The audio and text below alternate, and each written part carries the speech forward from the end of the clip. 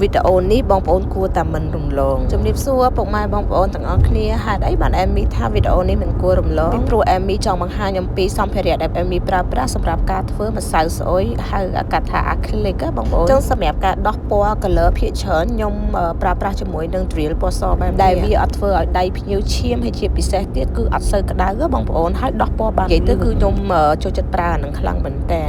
បន្ទាប់មកយើងដាក់ជាមួយនឹង primer ឬក៏ bone អញ្ចឹងណាបងប្អូនសម្រាប់ខ្ញុំគឺដំណើរការនៃប្រើម្សៅស្អុយគឺខ្ញុំជាក់ស្ដែងbone យើងប្រើក៏បានអត់ក៏បានប៉ុន្តែខ្ញុំតែងតែប្រើប្រាស់ចាខ្ញុំតែងតែប្រើប្រាស់ bone ហើយខ្ញុំប្រើប្រាស់ជាមួយនឹង primer ទៀតដើម្បីឲ្យប្រកាសថាសម្រាប់កញ្ចក់របស់ខ្ញុំគឺអត់ហើបគល់បន្ទាប់មកយើងជ្រើសរើសជាមួយនឹង acrylic ណាមួយម្សៅណាមួយដែលពុកម៉ែបងប្អូនគិតថាវាស័ក្តិសមងាយស្រួលក្នុងការប្រើប្រាស់អញ្ចឹងសម្រាប់ម្សៅរបស់ខ្ញុំប្រើប្រាស់ជាមួយនឹងប្រភេទម្សៅដែលអត់រឹងពេកអត់ទន់ពេកព្រោះបើសិនជាទន់ក៏ខ្ញុំអត់សូវចេះប្រើបើសិនជារឹងពេកក៏ខ្ញុំចា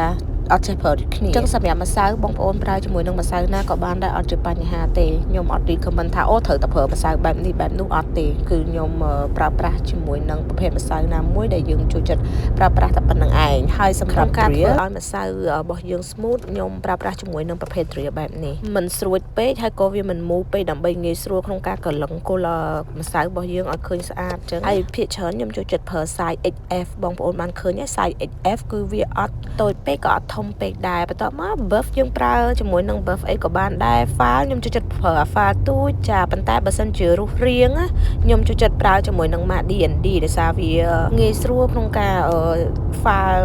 shape របស់យើងឲ្យល្អអញ្ចឹងបន្ទាប់មកសម្រាប់ម៉ាស៊ីនខ្ញុំចូលចិត្តប្រើជាមួយនឹង MAC iGel Beauty នេះព្រោះដោយសារអីសាកថ្មបានលឿនហើយ dry បានស្ងួតល្អអញ្ចឹងបងប្អូនហើយខ្ញុំប្រើប្រាស់ជាមួយនឹង MAC iGel Beauty នឹងច្រើនហើយសម្រាប់កន្ត្រៃកាត់សាច់ខ្ញុំសូមណែនាំបងប្អូនប្រើជាមួយនឹងកន្ត្រៃនេះល្អខ្លាំងមែនតើកាត់អត់ងាយរិលហើយតម្លៃធូរថ្លៃហើយជាពិសេសទៀតយើងប្រើប្រាស់បានយូរចូលមកដល់ base coat ក៏ខ្ញុំប្រើប្រាស់ជាមួយនឹង iGel Beauty ដែរបងប្អូនបានឃើញហើយចាគឺកង្ហពណ៌ទឹកមាសខ្ញុំជួយប្រើអាហ្នឹងបន្ទាប់មកយើងលាបជាមួយនឹងពណ៌ណាដែលបងប្អូនចូលចិត្តទៅហើយសម្រាប់ top coat វិញខ្ញុំប្រើប្រាស់ជាមួយនឹង brand iGel Beauty ដែរពីព្រោះដោយសារវាអត់រាវពេកហើយក៏វាអត់ខាប់ពេកហើយជាពិសេសវា cover ពណ៌របស់យើងបានល្អអញ្ចឹងណាបងប្អូនទាំងអស់គ្នាអញ្ចឹងសម្រាប់ពុកម៉ែបងប្អូនដែលមានចម្ងល់អាចឆាតមកសួរ Emmy បានណា Emmy រីករាយស្វាគមន៍ក្នុងការផ្ដល់ព័ត៌មានបាយសូមចិត្តបងប្អូនសូមជួយ like page Emmy ម្នាក់មួយផងណាបាយ